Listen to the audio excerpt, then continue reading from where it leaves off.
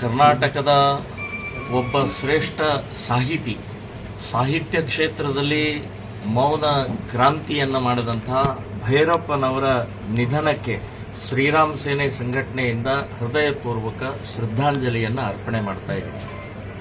ಅವರು ಬಹಳ ಕಡಿಮೆ ಕಾದಂಬರಿಗಳನ್ನು ಬರೆದಿದ್ದಾರೆ, ಆದರೆ ಇಡೀ ದೇಶದ 14 ಭಾಷೆಗಳಲ್ಲಿ ಅನುವಾದ ಆಗಿದೆ.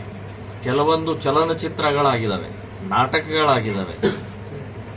ಬರೇ ಕಥೆ, ಕಾದಂಬರಿ, ಕಾಲ್ಪನಿಕ ಅನ್ನುವಂಥದ್ದಲ್ಲ, ರಾಷ್ಟ್ರೀಯತೆ ಹಿನ್ನೆಲೆಯಲ್ಲಿ ದೇಶದ ಐತಿಹಾಸಿಕ ವಿಚಾರವನ್ನು ವಾಸ್ತವಿಕ ಇವತ್ತು ಸಮಾಜದಲ್ಲಿ ಬಿತ್ತಿದಂತಹ ಒಬ್ಬ ಶ್ರೇಷ್ಠ ಸಾಹಿತಿ ಕರ್ನಾಟಕದ 7 ಕೋಟಿ ಜನರಿಗಷ್ಟೇ ಅಲ್ಲ, ಇಡೀ ದೇಶಕ್ಕೆ ಒಂದು ದೊಡ್ಡ ಕೊರತೆ, ದೊಡ್ಡ ಹಾನಿ ಅಂತನ್ನುವಂಥದ್ದು ಹೇಳ್ಬೋದು. ನಾನು ಕೇಂದ್ರ ಸರ್ಕಾರಕ್ಕೆ ಭಾರತ ರತ್ನ ಅವರಿಗೆ ಕೊಡಬೇಕು ಅಂತನ್ನುವಂತಹದ್ದು ಆಗ್ರಹವನ್ನು ಮಾಡ್ತಾ ಇದ್ದೀನಿ.